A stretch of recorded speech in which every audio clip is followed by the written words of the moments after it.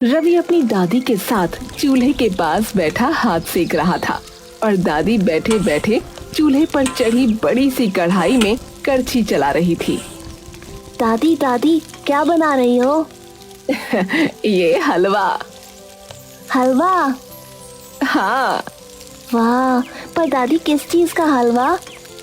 दादी प्यार से मुस्कुराकर रवि की ओर देखती हैं। ये है मिट्टी का हलवा। मिट्टी का? रवि ये सुनते ही एकदम से अपनी आंखें बड़ी कर लेता है और मुंह एकदम चौड़ा खोल लेता है।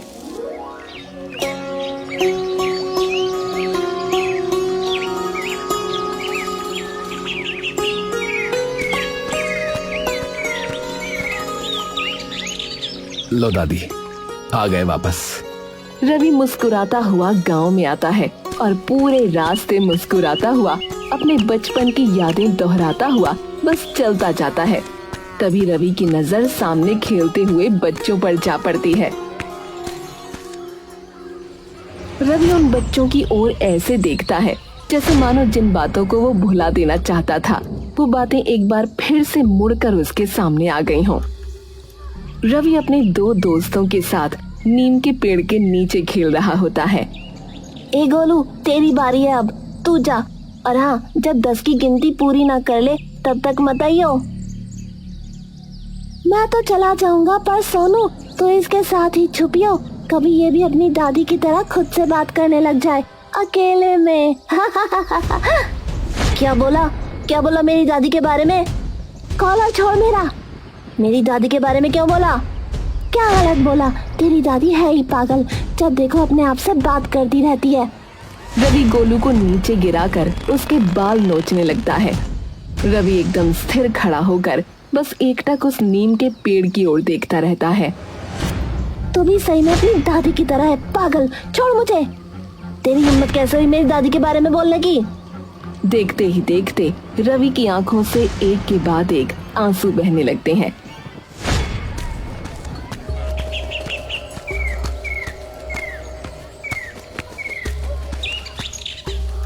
दरवाजा खुलता है और सीधी सूरज की रोशनी उस टूटी फूटी झोपड़ी पर पड़ती है। रवि अंदर आता है।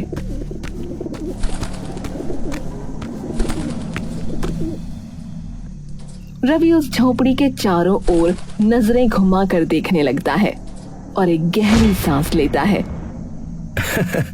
धूल से भरी हुई है झोपड़ी, लेकिन खुशबू अभी भी यहाँ मिट्टी के हलवे की ही है। और उस चूल्हे की ओर देखता है। रवि उस चूल्हे को देखकर मुस्कुराने लगता है कि तभी एक आवाज आती है। हाँ भाई, आ ही गया। रवि चौंक कर पलटता है। कौन है बे तू? अरे तमीज से बात कर, वरना मैं लठ बहुत मारूं। हाँ। ये सुनते ही रवि की आंखें एकदम बड़ी हो जाती हैं, मानो उसने अपनी आंखों के आगे कोई चमत्कार होता हुआ देख लिया हो।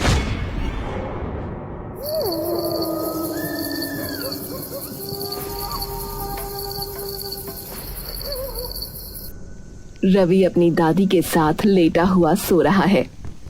दादी, दादू बहुत गुस्सा करते थे।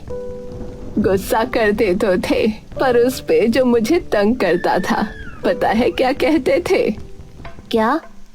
मैं लठ बहुत भित मारूं। ये तो मेरे दादू कहा करते थे।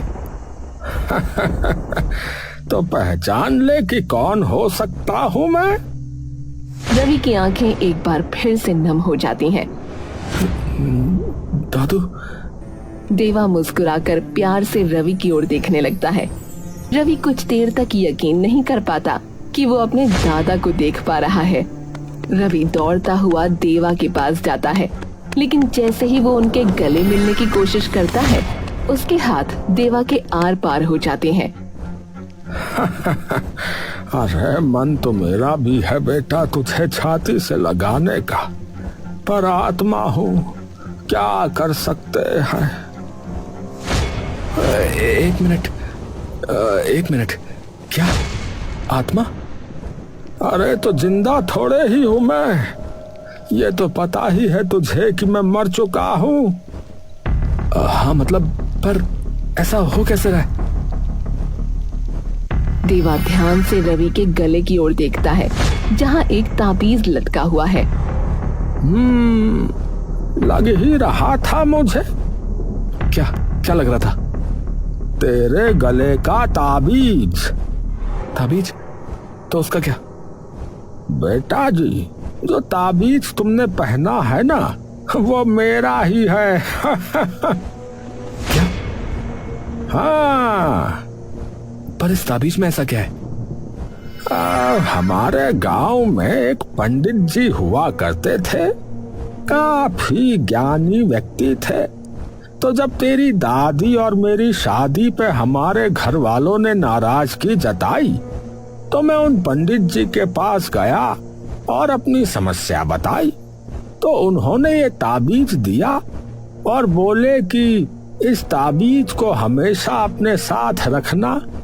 जब तक तुम दोनों के पास ये ताबीज रहेगा, तब तक तुम्हें कोई अलग नहीं कर पाएगा। अच्छा, तो इसलिए मुझे तो यकीन नहीं हो रहा है कि मैं आपको देख पा रहा हूँ। रवि इधर उधर देखने लगता है और मुस्कुराने लगता है। यकीन नहीं होता कि 15 साल हो गए मुझे यहाँ आए। माँ बाप तो पैदा होते ही चले गए, सिर्फ दादी ही थी एक मेरे पास। रवि बोलते बोलते एकदम से चुप हो जाता है और बड़ी बड़ी आंखें खोलकर देवा को देखने लगता है। क्यों बच्चों, क्या हो गया? मतलब जवाब आपके पास है। हाँ, कौन सा जवाब? कि मिट्टी के हलवे का इन सब से क्या ताल्लुक है और दादी की आखिरी इच्छा क्या थी। हाँ, बहुत ही अच्छा, पर मुझे इन दोनों में से कुछ भी नहीं पता। क्या? पर दादी ने कहा था कि जब तू घर जाएगा तो तुझे धीरे धीरे सब पता लग जाएगा। हाँ, धीरे धीरे ना, एकदम से थोड़े ही। तो आप मदद तो कर सकते हो। हाँ, वो मैं कर दूंगा। ठीक है, तो कल सुबह से शुरू करेंगे। अभी मैं यहाँ सफाई करके सो रहा हूँ, बहुत ज्यादा थक गया आज तो मैं। अरे जा, कैसा जवान बालक बनेगा तू है। अरे हाँ दादू, कल सुबह बात करते ना। अगली सुबह होते ही कड़कती ठंड में देवा उसे उठाने लगता है। ओ भाई ओ, अरे उठ जा भाई, कितनी देर तक सोएगा? क्या है? अरे उठ जा भाई, तेरी दादी की आखिरी इच्छा के बारे में पता नहीं करना है? पोते होने का फर्ज निभा भाई। अरे दादू यार, सोने दो ना यार। अरे बेटा जी उठ जा, वरना लठ बहुत मारू। हाँ। रवि मुंह बनाकर आंख मलते हुए उठता है। अरे आप दादी को भी यूं ही परेशान करते थे क्या? अरे वो मुझसे भी जल्दी उठ जाती थी भाई। एक तो ये गांव, ऊपर से यहाँ इतनी ज्यादा सर्दी कैसे होती है? अरे बेटा जी, ये तो खास बात है इस गांव की। चल अब उठ जा, थोड़ा घूम फिर ले। हाँ, क्या पता बाहर निकल के दादी की आखिरी इच्छा और उस मिट्टी के हलवे के बारे में कुछ पता लगी जाए। रवि उठकर तैयार हो जाता है। बेटा एक काम कर, एक रजाई और ओढ़ ले।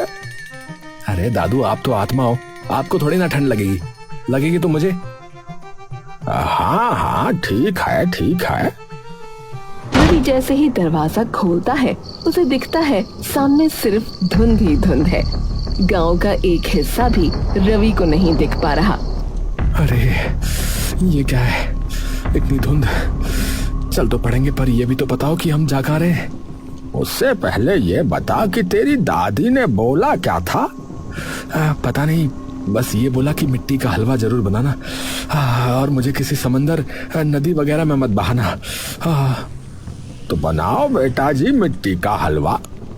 अरे मुझे नहीं पता कैसे बनता है, आप बताओ ना। आपको तो सबसे ज्यादा बना के खिलाया उन्होंने। अरे मुझे तो बस यही बोला करती थी कि सोचो सोचो, जो चीज इस हलवे को खास बनाती है वो आप ही की है।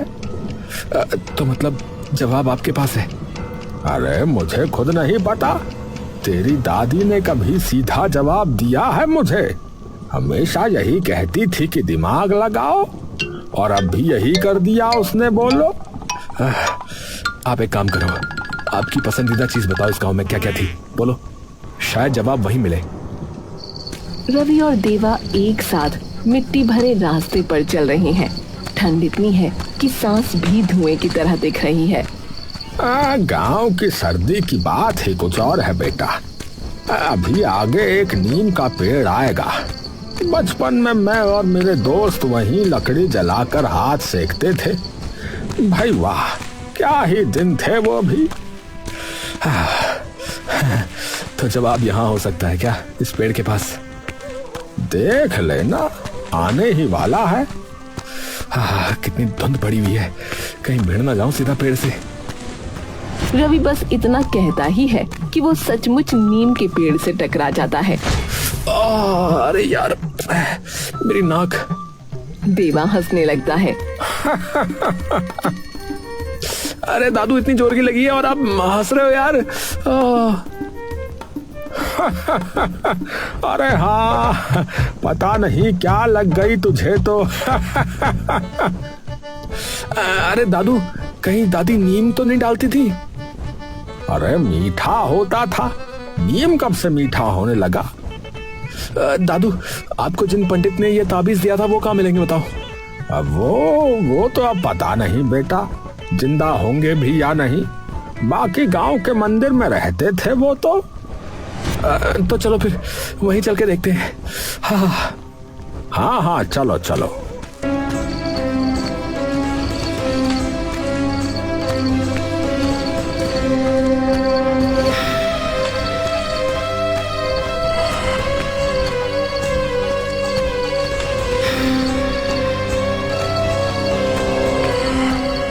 रवि और देवा मंदिर पहुंचते हैं।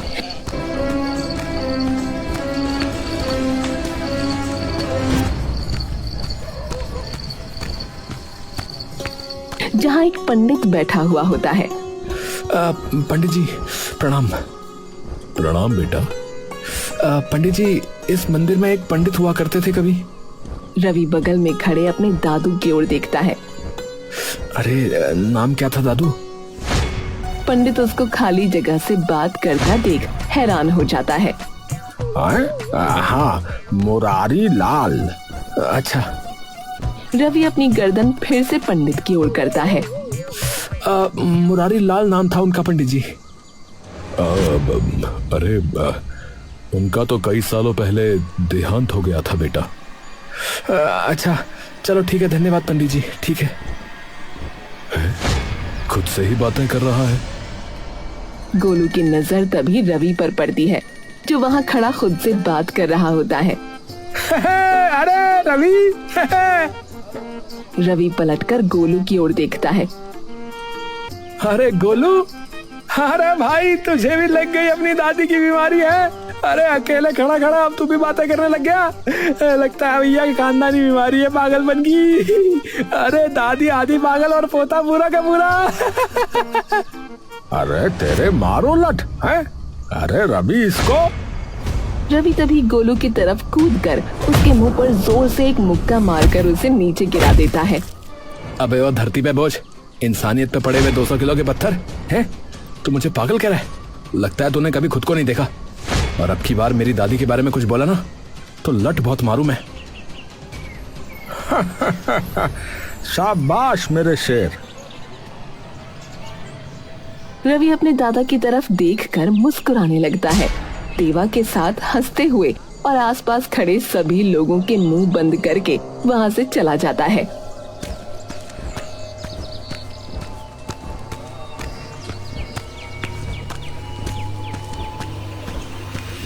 जैसे जैसे दिन चढ़ रहा होता है, धुंध भी वैसे वैसे गांव से छंटने लगती है और सूरज की किरणें साफ दिखाई पड़ने लगती हैं।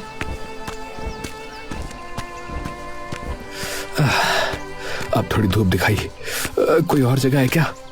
हाँ, अब तो एक ही जगह है। कौन सी? तेरी दादी और मेरा खेत। रवि आंखें बड़ी कर मुस्कुराने लगता है। रवि और देवा एक पुराने रास्ते से गुजरते हुए खेतों तक पहुंचते हैं। हवा में ठंडी सी महक है, मिट्टी गीली है और कहीं दूर से हल्की शकरकंद के पत्तों की खुशबू आ रही है।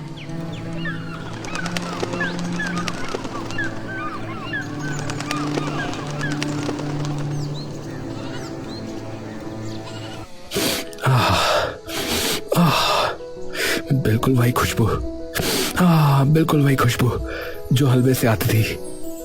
अच्छा जी, देवा आसमान की ओर देखता है। तो ये डाला जाता था हलवे में, है शकरकंदी। हाँ, पर वो उसे मिट्टी का हलवा क्यों कहती थी फिर? देवा हंसने लगता है। क्या हुआ दादू? यही जमीन मेरी सांस जो बन जाती थी बेटा। दिन भर यही हल चलाता था और दोपहर को हम दोनों यही रोटी खाते थे। वो मुझे अपने हाथों से हलवा खिलाती और मैं उसे अपने हाथों से रोटी। ये जगह सुकून थी हम दोनों का, इसीलिए कहती थी मिट्टी का हलवा। दादी एकदम बूढ़ी सी अपने बिस्तर पर लेटी हुई हैं और रवि उनका हाथ पकड़कर रो रहा है। बेटा सुन मेरी आखिरी इच्छा, मुझे किसी नदी या तालाब में मत बहाना, मुझे वहां बिखेरना जहां मुझे सुकून मिले। रवि की आंखों से आंसू गिरने लगते हैं। यही है वो जगह जहां मुझे उनकी अस्थियां बहानी है। उनकी आखिरी इच्छा आप हो दादू। वो चाहती थी कि वो मरने के बाद भी आपके साथ रहे। देवा मुस्कुराकर नीचे देखने लगता है और उसकी पलकों से भी कुछ आंसू यादों के मोती बनकर बह जाते हैं। तुमने देख क्या लिया ऐसा मुझ जैसे बेवकूफ में? इतना प्यार कर लिया कि मरने पर भी मेरा ही ख्याल। अरे बावली है रे तू मेरी सरोज कुमारी। अगली सुबह होते ही रवि अपने बैग से अस्थियों का लोटा निकालता है और सारी अस्थियां उस खेत की मिट्टी पर बिखेर देता है। दादू, अब आपकी मुक्त होने की बारी। उस पंडित ने कहा था ना कि ये ताबीज हमेशा हम दोनों को साथ रखेगा। रवि वो ताबीज उतारता है और उस खेत की मिट्टी में दबा देता है। देखते ही देखते देवा की आत्मा एक सुनहरी रोशनी में बदलकर साफ आसमान में विलीन हो जाती है, मानो सरोज और देवा का घर अब उसी खुले आसमान में हो।